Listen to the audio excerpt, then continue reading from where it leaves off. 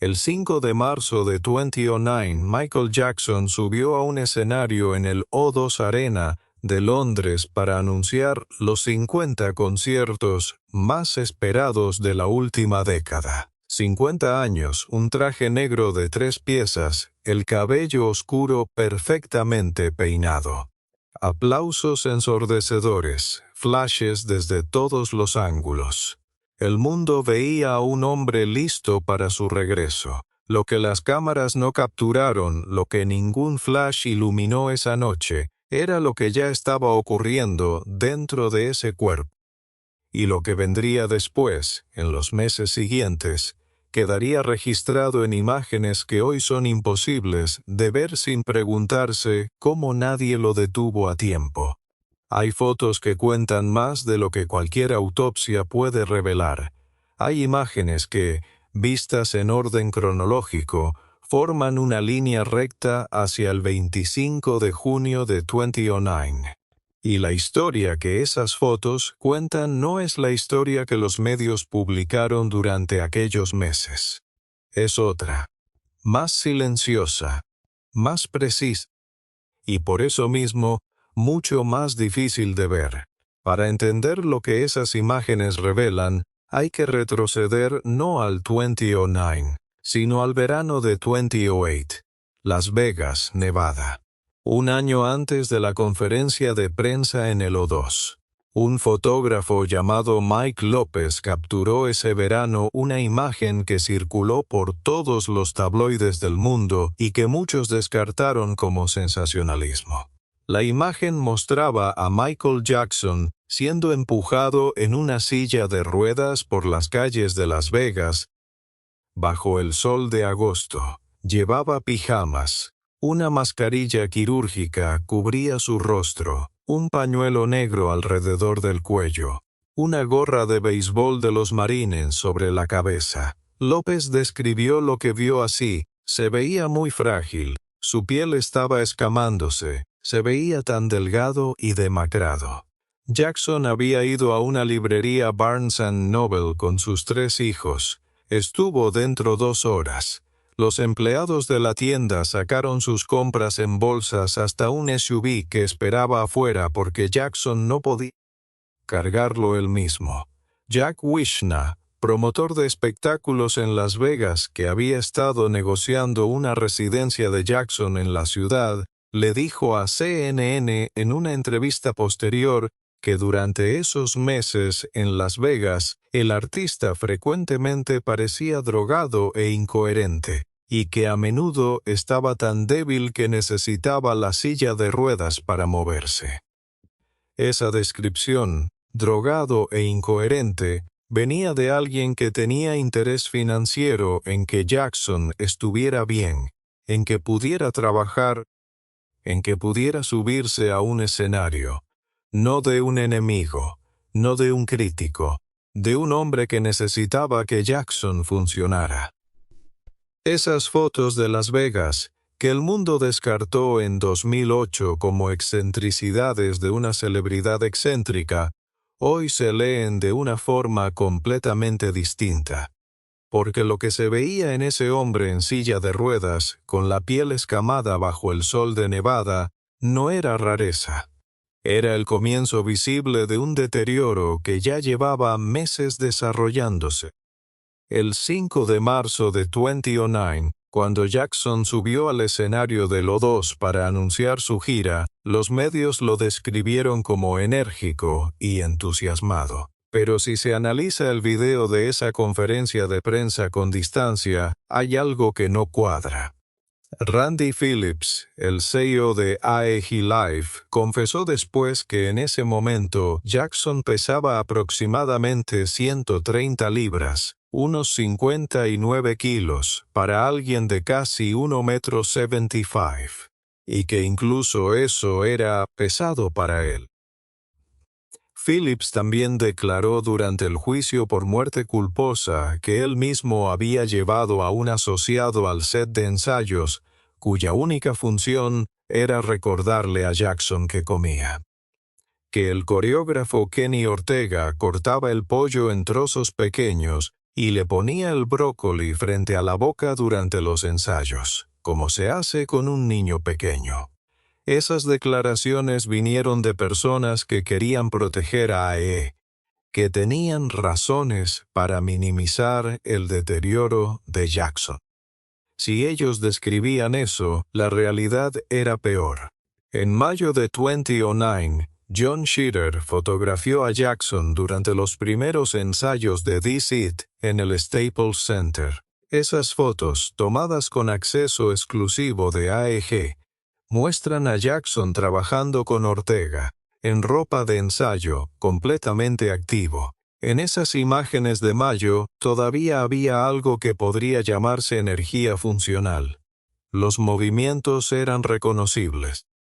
La postura, aunque delgada, todavía sostenía al artista que el mundo conocía.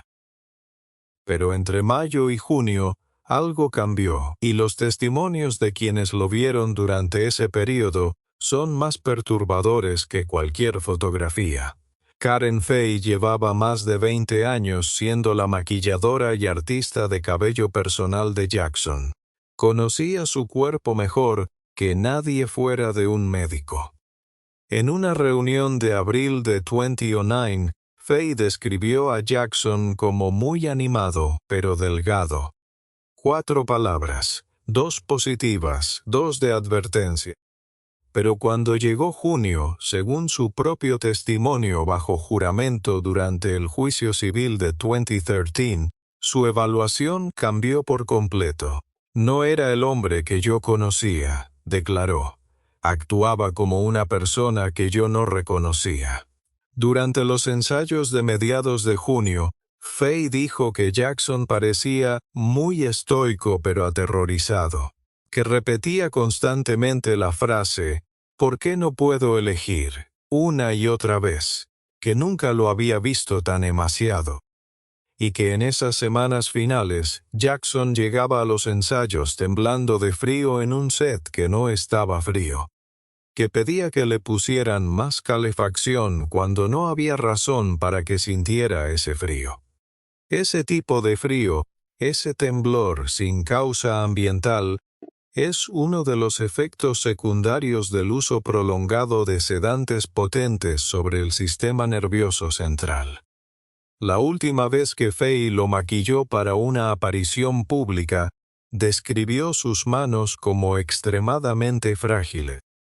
Dijo que podía sentir los huesos debajo de la piel con una claridad que la perturbó. El 19 de junio de 2009, 6 días antes de su muerte, Jackson regresó al Staples Center después de varios días de ausencia.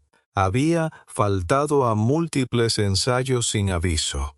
Kenny Ortega lo vio llegar y lo que vio lo detuvo. Bajo juramento en el juicio civil de 2013, con el tribunal en silencio y la madre de Jackson llorando en su asiento, Ortega declaró: «Vi a un Michael que me asustó».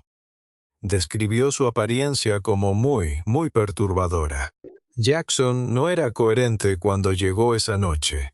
Estaba frío, temblando, perdido, incapaz de saber con certeza dónde estaba dentro del escenario que había pisado decenas de veces en las semanas anteriores. El ensayo no ocurrió.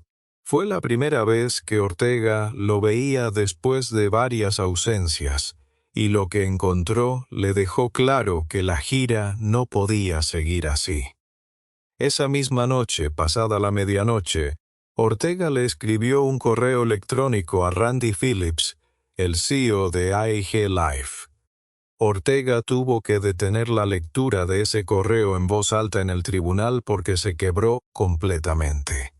En el correo describía a Jackson con 2 palabras que se volvieron la frase más citada de todo el juicio: un niño perdido. Un correo electrónico del director de una de las giras más costosas de la historia, describiendo al artista central de esa gira como un niño perdido. Ortega escribió que creía que necesitaban detener la producción, que Jackson necesitaba atención médica real, que en su opinión la gira no iba a poder realizarse si las cosas seguían como estaban. Lo que ocurrió al día siguiente fue uno de los momentos más reveladores de toda la historia. Ortega llegó a una reunión donde esperaba hablar con los ejecutivos de AEG sobre la condición de Jackson. En lugar de eso, encontró al Dr. Conrad Murray.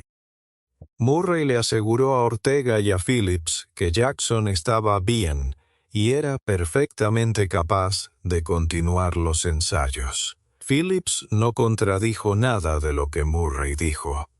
Ortega salió de esa reunión 15 minutos después, sin que se hubiera acordado ninguna medida real. Esa reunión ocurrió el 20 de junio de 2009. Jackson moriría 5 días después. Lo que Ortega no sabía en ese momento, lo que nadie en esa sala sabía excepto Murray, es que el frío que sentía Jackson, el temblor, la incoherencia, el aspecto de niño perdido, eran todos síntomas directos de lo que el médico le estaba haciendo cada noche en esa habitación de Holmby Hills. Semanas de sedación con propofol habían comenzado a dejar su marca en el sistema nervioso de Jackson de formas que podían verse a simple vista, incluso bajo las luces del escenario, incluso con la ropa de ensayo puesta. El cuerpo ya no podía esconder lo que le estaba ocurriendo. El 23 y 24 de junio de 2009, el fotógrafo Kevin Masur, con acceso exclusivo otorgado por AEG, tomó las que serían las últimas fotografías conocidas de Michael Jackson en vida. Las imágenes muestran a un hombre en el escenario del Staples Center, con traje de ensayo, ejecutando coreografías. Las imágenes del 23 de junio muestran a un Jackson que todavía se movía con la precisión que lo había definido.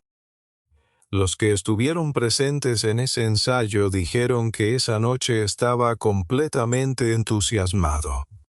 Pero hay algo en esas fotos de junio de 2009, cuando se comparan con cualquier imagen de Jackson de 5 o 10 años antes, que no requiere formación médica para detectar. La anchura de las muñecas, la forma en que la ropa cuelga sobre los hombros, el ángulo de la mandíbula bajo la luz del escenario. A casi 1,75 m de altura, pesando alrededor de 59 kilos según las estimaciones más generosas de quienes lo rodeaban, y posiblemente menos, Jackson era en esas fotos finales un hombre cuyo cuerpo había llegado a un límite que sus ensayos todavía no revelaban, pero que el sistema nervioso ya había cruzado. El 25 de junio de 2009, a las 2:26 de la tarde, Michael Jackson fue declarado muerto en el Ronald Reagan UCLA Medical Center. Pesaba 62 kilos, según el informe forense oficial, el mismo peso que en aquellas fotos de Las Vegas de 2008. En 12 meses de preparación para la gira más importante de su carrera, no había subido de peso. Había permanecido igual, sostenido artificialmente por las inyecciones nocturnas, los sueros, los tanques de oxígeno que su chef veía bajar cada mañana por las escaleras. Todas esas imágenes, desde la silla de ruedas en Las Vegas en 2008 hasta los ensayos del Staples Center en junio de 2009, cuentan la misma historia si se saben leer. No es la historia de un artista en declive natural. Es la historia de un sistema completo, de personas, decisiones, intereses económicos y silencios estratégicos, que permitió que un hombre cuyo cuerpo enviaba señales visibles de colapso siguiera siendo empujado hacia un escenario que, en su estado real, no podría haber pisado. Kenny Ortega dijo en ese correo electrónico que Jackson era un niño perdido, Lo que Ortega no pudo escribir en ese correo, porque todavía no lo sabía, es que ese niño perdido estaba siendo sedado cada noche por el médico que se suponía debía cuidarlo, y que nadie en ese sistema, con suficiente poder real para detenerlo, lo detuvo. Esas fotos todavía existen, las de la silla de ruedas, las del ensayo final, las del O2 en marzo, cuando el mundo aplaudió su regreso. Están todas ahí, disponibles, accesibles, y hoy, con todo lo que se sabe, ya no cuentan la historia del rey del pop volviendo al trono. Cuentan la historia de un hombre que nunca debió haber llegado solo hasta ese punto, y de cuántas personas miraron esas imágenes sin ver lo que la cámara, sin saberlo, ya estaba documentando.